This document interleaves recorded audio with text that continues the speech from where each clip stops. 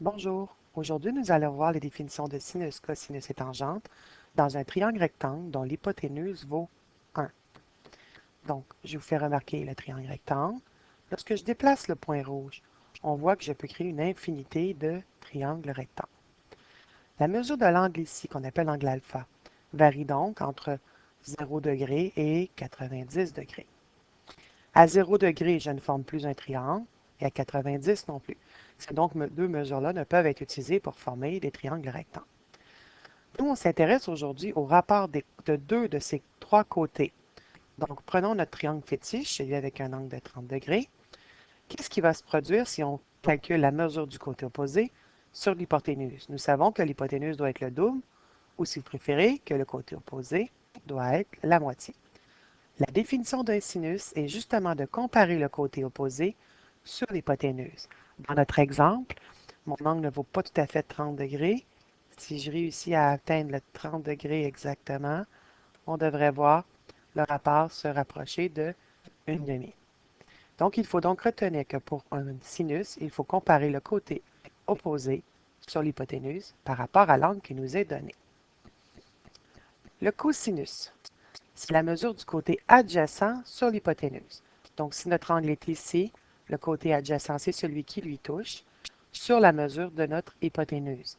Dans notre exemple, 0,87 sur 1 donnerait 0,87. La tangente, c'est la dernière possibilité pour faire des rapports. Donc, les deux côtés qu'on n'a pas encore comparés, c'est donc par définition le côté opposé sur le côté adjacent.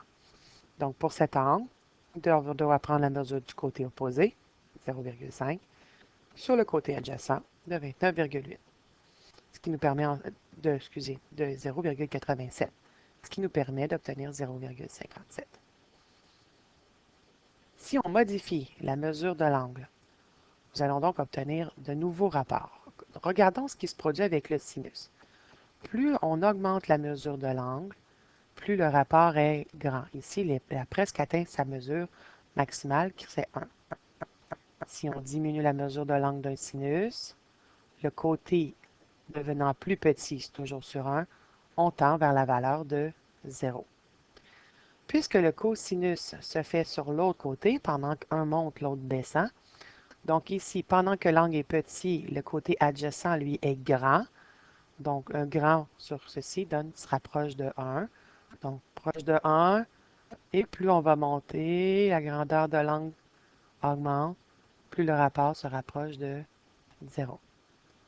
Qu'en est-il pour la tangente? Donc, la tangente, c'est la comparaison du côté opposé sur l'hypoténuse. Si on avait exactement deux côtés de même grandeur, donc deux angles de 45 degrés dans un triangle rectangle, le côté opposé et le côté adjacent seraient identiques. On aurait donc une mesure de 1 comme tangente.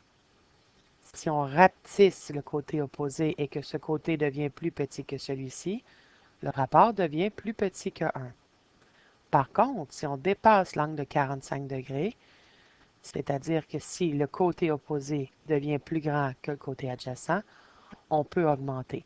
Et si on observe bien la valeur, cette valeur-là n'a pas de limite. On peut donc l'augmenter jusqu'à temps qu'elle devienne infiniment grande. Merci.